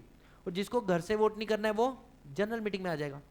अब जो घर से वोट करेंगे वो शो ऑफ हैंड करेंगे क्या? वीडियो कैमरा ऑन करके शो ऑफ हैंड, फिर काउंट करते बैठो 1 2 3 4। समझ में आ रहा है क्या? तो वो पॉसिबल नहीं है। तो घर पे जो वोट कर रहे हैं वो कैसे कर रहे हैं? 1 शेयर 1 वोट। और जो जनरल मीटिंग में आ रहे हैं उनको बोल रहे शो ऑफ हैंड। गलत नहीं हो जाएगा क्या? तो यहाँ पर भी कंपलसरी 1 शेयर 1 वोट देना पड़ेगा ना। तो जहां पर पोल डिमांड हो गया या जहां पर इलेक्ट्रॉनिक वोटिंग है, जहां पर वहां पर क्या नहीं चलेगा? शो ऑफ हैंड नहीं चलेगा। अब ध्यान देना, शो ऑफ हैंड का रिजल्ट कैसे डिक्लेयर होता है? इफ यू रिमेंबर, मैंने तुमको एक मूवी की क्लिप दिखाई थी। कौन सी? एक मूवी की क्लिप दिखाई थी मैंने इस चीज को समझाने के लिए। गुरु, है ना? क्या बोले? हमारे भाई लोग भप्परे छोड़ के आए हैं, बोले गुजरात से। बोले शक्ति परिवार इतना बड़ा है कि कहाँ पे एडजस्ट नहीं हो सकता है, एक हॉल में एडजस्ट नहीं हो सकता है। इसलिए हमने क्या किया? स्टेडियम बुक कर दिया, same city town village where the register office of company situated. अच्छा, वो क्या बोलता है बाद में कि जब हम लोग मुंबई में आया, 2 कमीज के साथ में आया, कपड़े के साथ में आया, लेकिन कुछ नहीं था। फिर मैंने क्या शुरू किया? बिजनेस। किसका? टेक्सटाइल का। It is a story of Dhiru भाई अंबानी। उसमें क्या किया उसने? सबसे पहले शक्ति परिवार के ऊपर बहुत ज़्यादा कर्जा था, मतलब बैंक लोन। फिर वो क्या बोलता है? बहुत ज़्यादा कर्जा था। फिर शक्ति परिवार ने क्या किया? आप लोगों के सामने हाथ फैलाए। हाथ फैलाए मतलब आईपीओ। आपने क्या किया? तिजोरियाँ खाली कर दी, मतलब ओवर सब्सक्रिप्शन। समझ में आ रहा है? और इसका नतीजा, मतलब the result of the year, आज शक्ति परिवार आज़ाद है। मतलब देयर इज नो लेफ्ट, मतलब डेप्ट हमने पे कर दिया। रिपोर्टिंग एनुअल जनरल मीटिंग में जैसे उसने बोल दिया सारा का सारा पैसा हमने पे कर दिया। उसके बाद में नेक्स्ट क्वेश्चन क्या बोलता है? लेकिन मेरे को पता है आप खुश नहीं हो। नहीं गुरु भाई, हम लोग खुश है। आप चाहते हो 3 ओन फैक्ट्री लग जाए, बनना चाहते हो दुनिया की नंबर 1 कंपनी। प्रपोजल, सब लोगों ने हाथ खड़े किए, शो ऑफ हैंड। समझ में आ रहा है क्या? तो जैसे ही चेयरमैन ने उसका रिजल्ट डिक्लेयर कर दिया और एक बार उसको मिनट्स बुक में डाल दिया, ये कंक्लूसिव एविडेंस बन जाता है कि भाई साहब रिजोल्यूशन पास हो गया बाय शो ऑफ हैंड। समझ में आएगा इस? अब आ रहा है कौन सा? 109 पोल। 109 पोल। पोल मतलब क्या है कि भाई I am not happy with the decision given by the show of hand, तो what I can demand? Poll. Even chairman के केस में जो चेयरमैन अपॉइंट होता है ना आर्टिकल में मेंबर में से, उसको अगर रिप्लेस करना है, अपॉइंटमेंट तो शो ऑफ हैंड से होगा, लेकिन उसको रिप्लेस करना होगा तो पोल डिमांड करना पड़ता है। सर क्या हुआ 109 में? वोटिंग बाय पोल। वोटिंग बाय पोल का मतलब क्या है? हम लोग 1 शेयर 1 वोट का डिमांड कर रहे हैं। कौन करेगा बताओ? कौन करेगा डिमांड? बोले एक तो हु कैन डिमांड, मेंबर भी डिमांड कर सकता है या फिर प्रॉक्सी, क्योंकि प्रॉक्सी शो ऑफ हैंड में वोट नहीं कर सकता है, पोल पे तो डिमांड वोट कर सकता है ना। कितने मेंबर रहे आपके पास? 10% क्या होना चाहिए? Share capital, total voting power, या फिर 5 लाख का पेड अप शेयर कैपिटल। तब आप क्या कर सकते हो? पोल डिमांड कर सकते हो। और company not having share capital में 1/10 ऑफ टोटल वोटिंग पावर। और क्या चेयरमैन खुद होके भी पोल कंडक्ट करा सकता है? हु विल ऑर्डर द पोल? बेटा चेयरमैन। चेयरमैन डिस्क्रिशन, उसकी इच्छा, खुद चाहे तो भी पोल ऑर्डर कर सकता है, या फिर अगर उसको डिमांड किया गया तो फिर तो उसको कंपलसरी पोल लेना ही पड़ेगा। इसके बाद में क्या होगा? टाइम फॉर कंडक्टिंग पोल। पोल कितने समय में लेना पड़ता है? विद इन, अरे बोलो, विद इन 48 आवर्स। कितने आवर्स के अंदर? 48 आवर्स। देखो क्या poll shall be conducted within 48 hours. लेकिन 2 ऐसे केस है जहां पर तुम पोल को 48 आवर्स में कंडक्ट नहीं करोगे, इमीडिएट लेना पड़ेगा। कौन सा? अबे पोल क्या होता है? देखो फॉर एग्जांपल रिजोल्यूशन है, 6 रिजोल्यूशन पास करने, 1 2 3 4 5 6। पहला रिजोल्यूशन मैंने बोला शो ऑफ हैंड, पास और फेल, पास, बोला डन। मेरे पास सेकंड रिजोल्यूशन, लोग झगड़ने लग गए, मैंने बोला इसको बाद में लेते हैं, पोल आ गया। फिर मैं बोलूंगा चलो तीसरा बोले show of hand, pass. Fourth pass. यहाँ पे फिर से पोल डिमांड किया, मैं बाद में कर दूंगा ना, और बाद में कितने घंटे में लूंगा, 48 आवर्स। समझ में आ रहा है? पंगा क्या हो गया पता है, किसी ने बोला चेयरमैन को चेंज करो, बोला ये 48 आवर्स में डिसाइड करेंगे अगला रिजोल्यूशन। अरे we don't want to continue with you, और तू बोल रहा है इसको 48 आवर्स के बाद में डिसाइड करेंगे। तो चेयरमैन के अपॉइंटमेंट के ऊपर अगर पोल डिमांड है वो इमीडिएट लेना पड़ता है, उसको पोस्टपोन नहीं कर सकते। किसी ने बोला एडजर्नमेंट ऑफ मीटिंग, अच्छा ये बाद में डिसाइड करेंगे बाकी के रिजोल्यूशन। अरे we don't want to continue with the meeting. समझ में आ रहा है क्या? सो अगर आप एडजर्नमेंट ऑफ मीटिंग होगा या इलेक्शन ऑफ चेयरमैन होगा तो वो इमीडिएटली लेना पड़ेगा, उसके लिए 48 आवर्स तक वेट नहीं करोगे। क्या समझ में आ रहा है क्या? सर पोल डिमांड कब कर सकते हो? जैसे ही चेयरमैन ने शो ऑफ हैंड का रिजल्ट डिक्लेयर किया, या फिर एक सेकंड, चेयरमैन डिमांड कब कर सकता है, पोल कब डिमांड कर सकते हो? चेयरमैन ने शो ऑफ हैंड का रिजल्ट डिक्लेयर किया उसके बाद में इमीडिएटली, या फिर उसके पहले भी कर सकते हो। समझ में आ रहा है क्या? तुमने देखा आजू बाजू में अरे सभी हाँ बोल रहे हैं, पोल सर पोल है ना, ऐसा भी हो सकता है। अच्छा पोल, जैसे तुमने सबने बोला विजय माल्या अपॉइंट होना चाहिए, मैं डर गया, मैं बोला नहीं sir poll, I am demanding a poll. फिर बोले ठीक है। अब मैंने बोला सर विड्रॉ, पोल विड्रॉ चलेगा क्या? How? Poll can be withdraw at any time even after before declaration of result of poll. क्यों? मजाक किया ऐसा। आगे क्वेश्चन, पोल की प्रोसीडिंग कैसे होगी?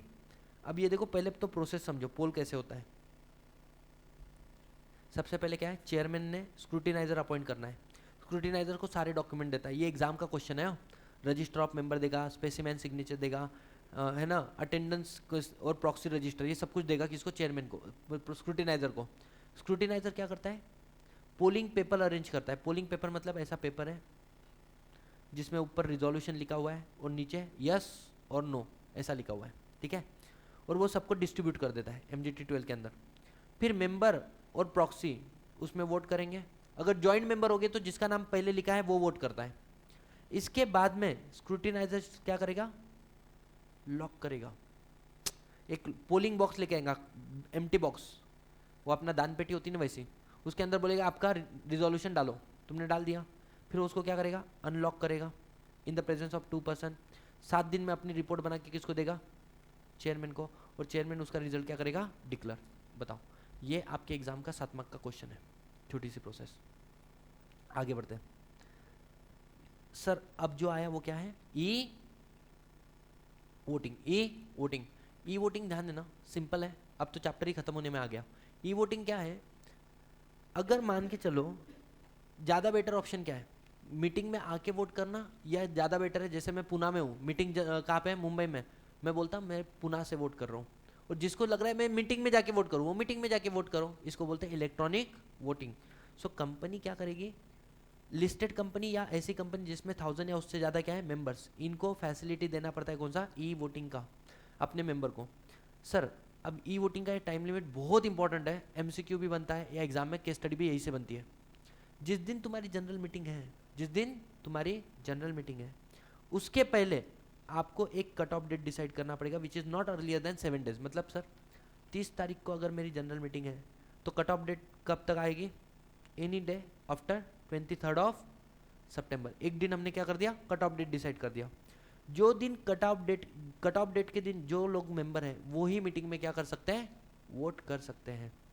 अच्छा, मीटिंग फैसिलिटी कम से कम कितने, वोटिंग फैसिलिटी कितने दिन होनी चाहिए? रिमोट वोटिंग फैसिलिटी, घर से वोट करने की फैसिलिटी कितने दिन होनी चाहिए? मिनिमम 3 डेज, मिनिमम 3 डेज बोलने से। लेकिन वो क्लोज कब होगी? जिस दिन जनरल मीटिंग है उसके एक दिन पहले शाम को 5 बजे। अरे ऑडियंस वोट ब्लॉक नहीं होते क्या?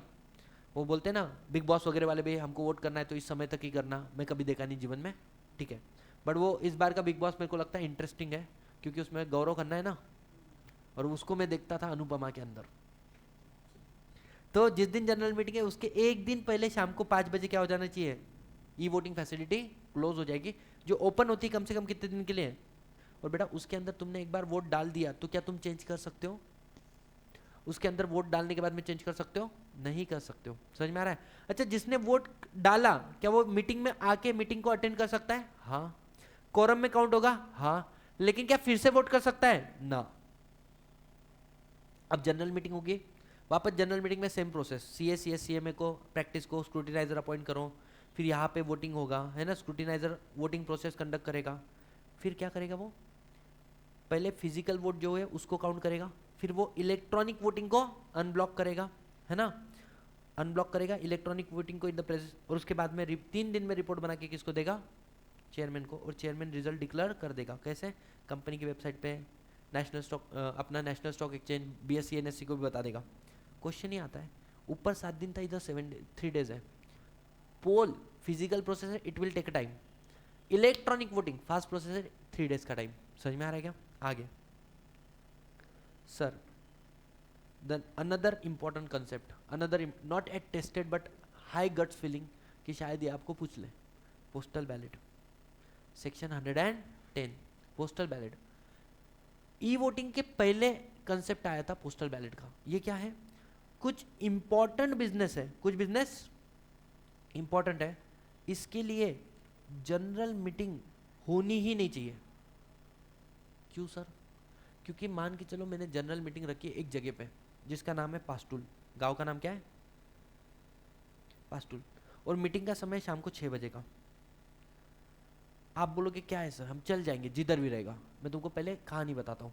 यहाँ से तुमको जाना पड़ेगा अकोला, अकोला से तुमको बस पकड़नी पड़ेगी पातुर की, फिर पातुर में लास्ट पास्टुल को जाने के लिए जो बस है वो कौन सी है, ऑटो से जाना पड़ेगा। कितने बजे? 6 बजे के पहले। मतलब आप तो, हम तो उसके पहले पहुंच जाएंगे सर। समझ में आ रहा है क्या? हाँ, उधर से रिटर्न पातुर आने के लिए रात में कुछ साधन नहीं है। तुम कोशिश करोगे गाड़ी पे आएंगे तो बेटा बिबट्या, लायन ऐसे रास्ते पे घूमते उधर, उनको लगता है वो अपना घर है। समझ में आ रहा है क्या? और वहाँ पर अगर आदमी गया और नहीं मिला तो समझ लेना वो जीवन छोड़ के चले गया। अब बताओ, ऐसे जगह पे मीटिंग रखिए, आओगे नहीं आओगे? और मैं ऐसे जगह पे बड़े बड़े डिसीजन पास कर लूँगा। समझ में आ रहा है क्या? तो कुछ इतने बड़े मैटर है जिसके लिए मीटिंग ही नहीं होनी चाहिए, लेकिन पार्टिसिपेशन ज़्यादा से ज़्यादा होना चाहिए। कैसे करोगे? लोगों के घर पे चिट्ठियाँ भेजेंगे, घर पे बैठ के चिट्ठी में क्या करो, डिसीजन दे दो। समझ में आ रहा है क्या? This concept is called postal ballot. Postal ballot क्या है कि कंपनी आप सब लोगों के घर पे क्या भेजो, रिजोल्यूशन। अब पहले चिट्ठी भेजते थे, अब वो ऑनलाइन भी भेज देते। समझ में आ रहा है क्या? Advertisement on the website of the company. Member को कितना दिन दिया? 30 दिन का समय दिया। उसमें एक तो वो हाँ बोले नहीं तो ना बोले। और बेटा इसके बाद में पोस्ट, पहले पोस्ट ऑफिस यूज़ कर सकते थे या इलेक्ट्रॉनिक मोड भी आप यूज़ कर सकते हो। जो भी आपको उसका फाइनल डिसीजन रिसीव हुआ, क्या ना ऐसा माना जाएगा वो रिजोल्यूशन पास हो गया। तो सेम स्क्रूटिनाइजर यहाँ पर क्या करेगा, रिपोर्ट बना के 7 दिन में किसको देगा, चेयरमैन को, और चेयरमैन उसको क्या करेगा, डिक्लेयर कर देगा। That's it, game over. समझ में आ रहा है? लेकिन सर वो बिजनेस कौन से जिसके लिए पोस्टल बैलेट कंपलसरी, ये इंपॉर्टेंट था। तो there are total how many business?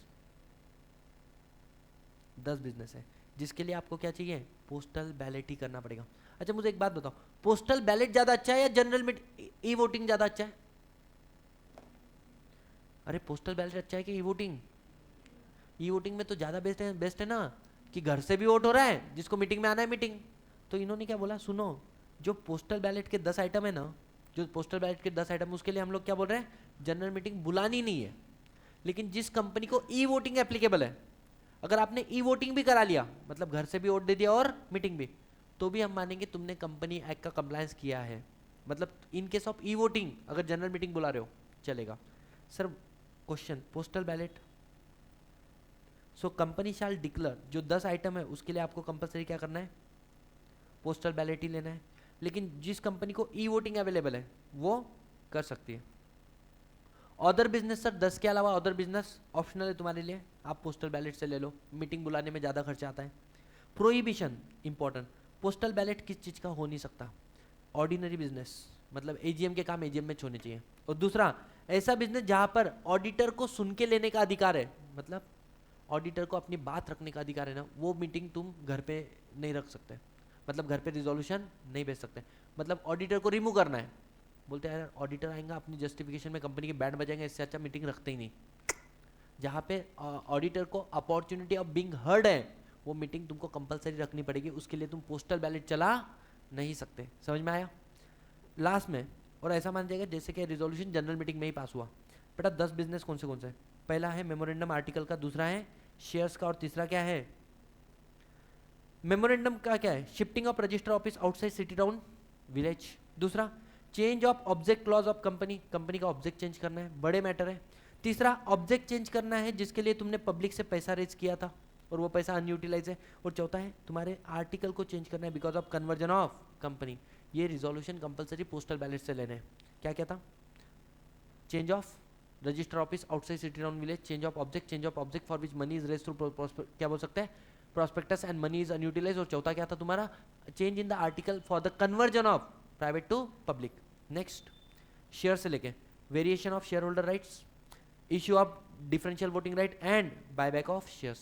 Important matter है पोस्टल बैलेट। और तीसरा क्या है guys? Director, appointment of small share holder director, sale of undertaking या फिर लोन इन्वेस्टमेंट गारंटी। इसके सेक्शन है एक्चुअली 151, 180 एंड 186। ये डायरेक्टर के चैप्टर के सेक्शन है जो हम लोग फाइनल में पढ़ते हैं। समझ में आ रहा है क्या? तो ये 10 ऐसे बिजनेस है जिसके लिए क्या होना चाहिए? पोस्टल बैलेट होना चाहिए। समझ में आ रहा है सर? इस वाले टॉपिक के बाद में we will take a break, a small break, tea वाला। सुनो, सेक्शन 111 क्या बोलता है गाइस? एक काम करते ना, सेक्शन नंबर 111 और सेक्शन नंबर 115 कंफ्यूजिंग होते थोड़े से कि सर दोनों का पॉइंट ऑफ डिफरेंस क्या है। तो सबसे पहले हमें उन चीज़ों को बहुत अच्छे से समझना पड़ेगा। 111 क्या बात कर रहे हैं guys? Circulation of members resolution, कि आने वाले जनरल मीटिंग में मैं चाहता हूँ कि मेरे तरफ से एक रिजोल्यूशन रखा जाए। समझ में आ रहा है? तो वो क्या हो गया? मेंबर ने जो रिजोल्यूशन प्रपोज किया है वो मीटिंग में रखना है। तो क्या से बाकी मेंबर को भी बताना पड़ेगा। तो बोलते हैं कि सुनो, अगर आप चाहते हो कि कोई रिजोल्यूशन मेंबर पुट ऑन करे कंपनी के अंदर, तो बोले उसको कम से कम 6 हफ्ते पहले कहाँ पर देना पड़ेगा? वो रिजोल्यूशन कंपनी को देना पड़ेगा उसके रजिस्टर ऑफिस पे। या सर कंपनी की मुझे एक जनरल नोटिस आई, जनरल मीटिंग की नोटिस आई और बोला गया कि जनरल मीटिंग के अंदर हमारी कंपनी में हम लोग सीएफओ अपॉइंट कर रहे हैं। किसको? निरंजन को। मैंने बोला भाई निरंजन को सीएफओ अपॉइंट कर रहे हो? मैं बोला वो फाइनेंस में थोड़ा सा वीक है। अब ये बात मैं सबको बताना चाहता, तो मैं यहाँ पर रिजोल्यूशन पुट ऑन करना चाहता हूँ या जो रिजोल्यूशन ऑलरेडी पुट ऑन किया है उस पर मैं टिप्पणी करना चाहता हूँ, स्टेटमेंट देना चाहता हूँ मेरा। तो बोले या फिर तुम कोई स्टेटमेंट देना चाहते हो जो रिजोल्यूशन प्रपोज किया है। ये बात आपको कंपनी को कम से कम कितने दिन पहले बतानी पड़ेगी? 2 हफ्ते पहले। क्यों? अभी तुमको नोटिस ही 3 हफ्ते पहले मिला ना, तो रिजोल्यूशन आने के पहले टिप्पणी कैसे करोगे? 6 हफ्ते पहले। रिजोल्यूशन 3 हफ्ते पहले आया, टिप्पणी 6 हफ्ते पहले करोगे, मालूम ही नहीं ना कुछ। अब कंपनी क्या करेगी? ये आगे रिजोल्यूशन फॉरवर्ड करेगी किसको? अरे बताओ, मेंबर्स को। अब the notice of resolution intended to be move at a general meeting और circulation of the statement of the any statement, ये हम आगे भेजेंगे किसको? मेंबर को। अ कॉपी जो आप सबमिट कर रहे हो, इट शुड भी कैसा होना चाहिए? साइन होना चाहिए। In case of the requisition required notice of resolution not less than 6 हफ्ते पहले, और अगर स्टेटमेंट होगा तो कम से कम 2 हफ्ते पहले। और साथ ही साथ में आपको क्या देना पड़ेगा? पैसा, मतलब फीस। क्या? फीस देना पड़ेगा। अगर मानो तुमने 6 हफ्ते पहले नोटिस नहीं दी या 2 हफ्ते पहले कोई टिप्पणी नहीं दी या साथ में तुमने पैसा नहीं दिया, तो क्या कंपनी बाउंड है कि आगे मेंबर को ये नोटिस देने के लिए?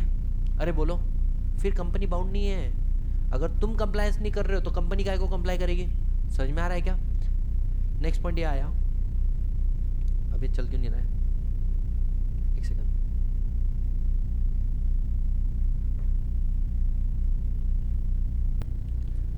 तो कंपनी को अगर आप एडवांस में नोटिस नहीं दोगे या स्टेटमेंट नहीं दोगे तो क्या कंपनी बाउंड है आगे सप्लाई करने के लिए? Answer is no.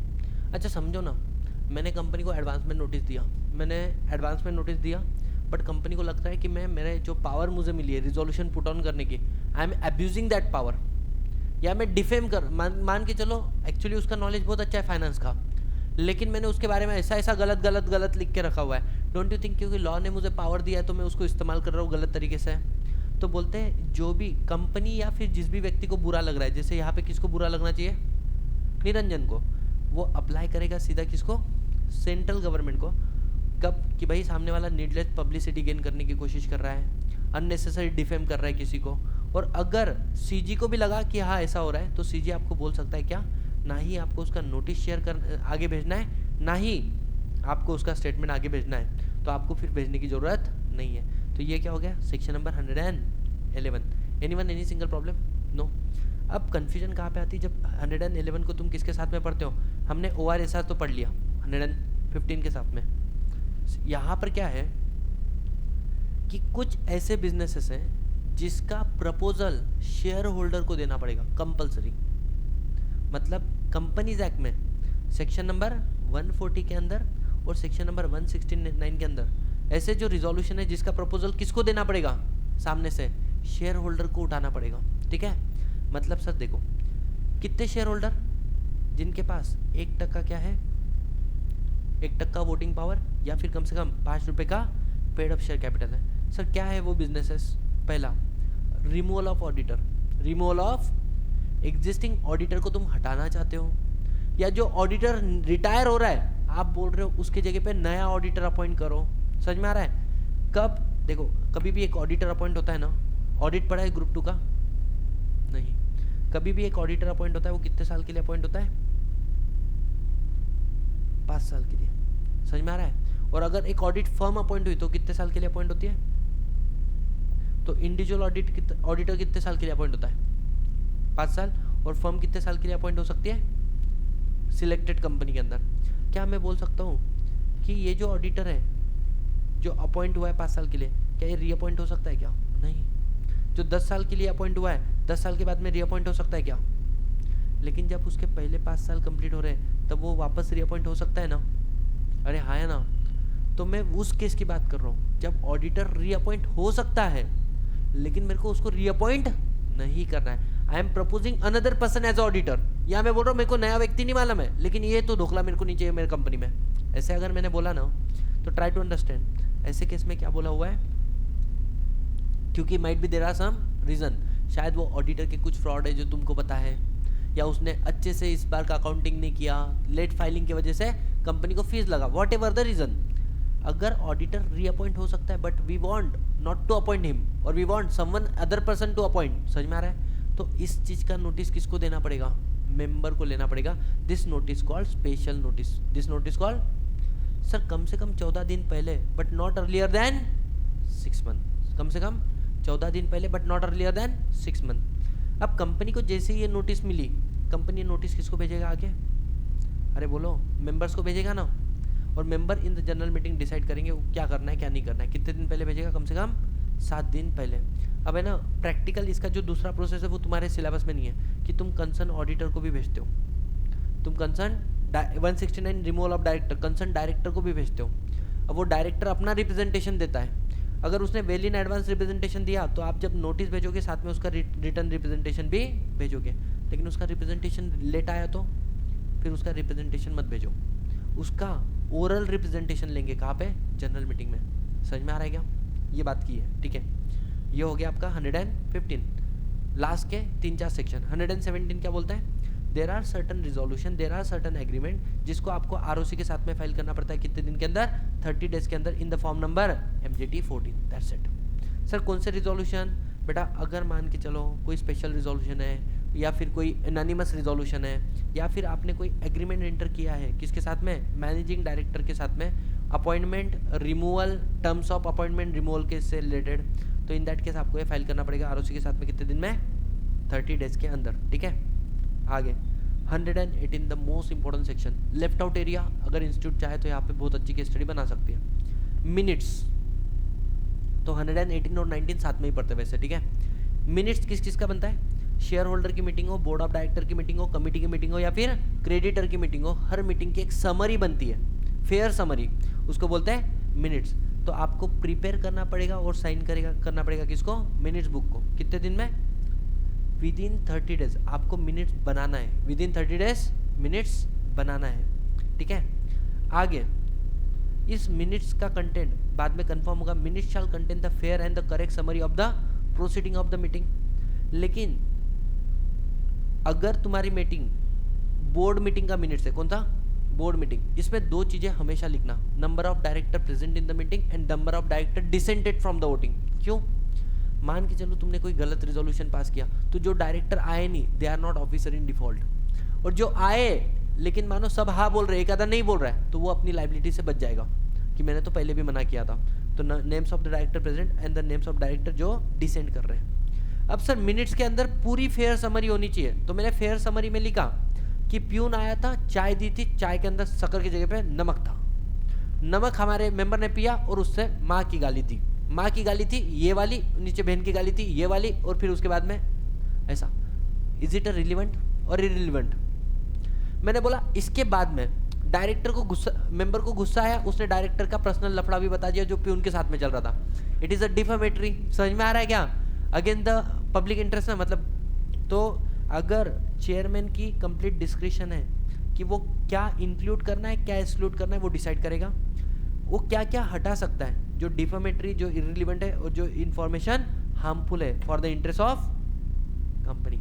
मेरे पास है एक ऐसा वाला केस जहाँ पर मतलब मेरा दोस्त सीएस है उस कंपनी का, तो उसका पंगा क्या है कि एक मैनेजर है उसके ऊपर, उसने उल्टा सुल्टा सुना दिया गाली वाली देके। मेरे दोस्त ने उसको लिया साइड में, बेटा सुनना, मेरे को सब मालूम है, बोले डायरेक्टर की लुगाई तेरी कौन है, पूरा काला चिट्टा पिट्टा निकाल दिया। अब बोले बेटा तू अपने औकात में रही हो, इसके बाद में मेरे नादी लगेगा तो बोले मैटर बाहर निकलेगा। चुप। वो मैनेजर अब मेरे दोस्त की सुनता है, विषय खत्म है। अबे नहीं, और मेरे दोस्त भी काफ़ी मतलब अच्छे हैं। जैसे एक मेरा दोस्त है वो अल्लू अर्जुन की कंपनी का सीएस है, ठीक है, अल्लाह एंटरटेनमेंट बोल के। तो Allu Arjun is a board of in the board of director of his company, Anji Reddy. तो काफ़ी सारे अच्छे दोस्त हैं। देर आर सम फ्रेंड जो बीएससी एनएससी में काम कर रहे हैं, देर आर सम फ्रेंड जो सेबी में काम कर रहे हैं। Even I got opportunity Edelweiss का, आईसीआईसीआई सिक्योरिटी लिमिटेड का, नारायण शंकर सर टेक महिंद्रा का। समझ में आ रहा है? ये सारे अपॉर्चुनिटी आके अपने छोड़े हुए हैं, इन बच्चों को तो पता है अच्छे से। प्रिजर्वेशन ऑफ मिनट्स, बेटा मिनट बुक कब तक प्रिजर्व करोगे? अरे बोलो, minutes of the board and the general meeting shall be kept at a resistor office, और इसको प्रिजर्व करना पड़ता है परमानेंटली। आगे साइनिंग, ये है इंपॉर्टेंट, जहां से बनती है केस स्टडीज। साइनिंग, बेटा बोर्ड मीटिंग का मिनट्स बनना भी 30 दिन में चाहिए और साइन भी होना 30 दिन में चाहिए। सॉरी, जनरल मीटिंग का मिनट्स बनना भी 30 दिन में चाहिए और साइन भी होना 30 दिन में चाहिए। बोर्ड मीटिंग का मिनट्स बनना 30 दिन में चाहिए, साइन नहीं हुआ तो भी चलेगा। तो बोर्ड मीटिंग के लिए क्या बोला है? द चेयर, कौन साइन करेगा? Chairman of that board meeting और chairman of next board meeting. आपके एग्जाम में एक क्वेश्चन आ चुका है कि बोर्ड मीटिंग का जो चेयरमैन है वो मिनट साइन करने के पहले लंदन में चले गए, उसके पापा की तबीयत खराब थी और वो ऑलमोस्ट साल भर के लिए नहीं आने वाला है। तो क्या करेंगे? नेक्स्ट बोर्ड मीटिंग के चेयरमैन से साइन करा लो। जनरल मीटिंग में क्या? Chairman of that board meeting, अगर वो अनेबल मतलब इनेबल टू साइन, तो any other director with in 30 days, chairman of with in 30 days और डायरेक्टर अथोराइज बाय बोर्ड, वो साइन कर लेगा अगर चेयरमैन साइन नहीं कर पा रहा है तो। और पोस्टल बैलेट के केस में the board chairman with in the 30 days, that's it. यहाँ तक समझ में आ रहा है guys? Anyone any single problem? ये आपका हो गया मिनट्स। सर इसका कोई इंस्पेक्शन ले सकता है क्या? तो बोलते हैं हाँ, कोई भी मेंबर चाहे तो रिक्वेस्ट करेगा कंपनी को तो कि मेरे को इंस्पेक्शन लेना है, तो बोलते हैं फ्री ऑफ चार्ज इंस्पेक्शन मिलेगा। अगर उसको फिजिकल इंस्पेक्शन लेना है मिनट्स का, रिटर्न्स का, और अगर उसको सॉफ्ट कॉपी चाहिए पिछले 3 साल की, तो वो भी उसको कैसे मिलेगी? फ्री। लेकिन सर 3 साल से पुरानी वाली सॉफ्ट कॉपी चाहिए तो पैसा लगेगा। समझ में आ रहा है? यस और नो? दूसरा, हार्ड कॉपी चाहिए तो पैसा लगेगा, 10 रुपीज़ पर पेज। अब इसने रिक्वेस्ट किया कि मेरे को ये डॉक्यूमेंट चाहिए सर्टिफाइड कॉपी, तो कंपनी ने उसको कितने दिन में दे देना चाहिए? 7 दिन। लेकिन कंपनी अगर देने से रिफ्यूज़ कर दे तो बेटा ये किधर जाएगा? एनसीएलटी। और एनसीएलटी ऑर्डर देगा तो क्या आपको इमीडिएटली देना पड़ेगा? यस और नो? ये हो गया। आपको हर एक मिनट चेक करने को मिल सकता है, कौन सा मीटिंग मिनट्स नहीं मिलेगा? बोर्ड मीटिंग का मिनट्स नहीं मिलता। समझ में आ रहा है क्या शेयर होल्डर को? यहाँ तक समझ में आया? द लास्ट सेक्शन 120, ये तो फालतू है। जो डॉक्यूमेंट, जो रिकॉर्ड, जो रिटर्न, जो रजिस्टर तुम फिजिकली मेंटेन करते थे वो तुम इलेक्ट्रॉनिकली भी मेंटेन कर सकते हो। जिसका इंस्पेक्शन तुम फिजिकली अलाउ करते थे उसका तुम इलेक्ट्रॉनिक इंस्पेक्शन भी दे सकते हो, और जिसकी फाइलिंग तुम क्या करते थे? फिजिकली कर सकते थे, अब वो इलेक्ट्रॉनिकली भी कर सकते हो। खत्म हो गया ये वाला सेक्शन, कुछ भी बड़ी बात नहीं है। 121, एजीएम होने के 30 डेज के बाद में report on annual general meeting बना के MGT 15 में आरओसी के साथ में फाइल करना। ये इन एडिशन ऑफ मिनट्स, भले इसमें मिनट्स की सारी बातें आ रही लेकिन ये आपको मिनट्स के अलावा बना के फाइल करना है। This is called annual report. और लास्ट में एकदम कॉमेडी सेक्शन, 1% कंपनी कैसे रिजोल्यूशन पास करेगा? बोले अगर ऑर्डिनरी रिजोल्यूशन या स्पेशल रिजोल्यूशन पास करना है, बोले कुछ नहीं, अपना डिसीजन एक बार आजा, अकेले में बैठ, अपना डिसीजन ओपीसी को बता, ओपीसी उसको मिनट्स में लिखेगा, तू साइन कर लेना, हो गया रिजोल्यूशन पास। और अगर बोर्ड मीटिंग है तो बोले दो या दो से ज़्यादा डायरेक्टर है तो फिर तो प्रॉपर प्रोसीजर है, लेकिन एक ही डायरेक्टर है, वो आओ अकेले में बैठो, डिसीजन लो, मिनट्स में लिखो, साइन करो, रिजोल्यूशन पास। क्या मैंने सबसे पहला मिनट्स मैंने बनाया, मेरे को ऐसा लगता है इंडिया लेवल पे ओपीसी का, ओपीसी आने के बाद में, तो उसमें मैंने क्या लिखा था, the director of the company, मतलब वो चेयरमैन अपॉइंट करना वगैरह ना, propose himself to be a chairman of the company and seconded by himself only. तो director was in the thought to purchase the land and he decided to purchase the land and therefore he was passing a resolution as, फिर resolution पास किया and he consented the same, खत्म। अरे क्या धतिंग मतलब पढ़ा हुआ है मेरे अभी भी इसमें, तो खतरनाक मिनट्स बनाया था मैंने, बट छोड़ो। यहाँ पर आपका जनरल मीटिंग का चैप्टर हुआ खत्म, डन।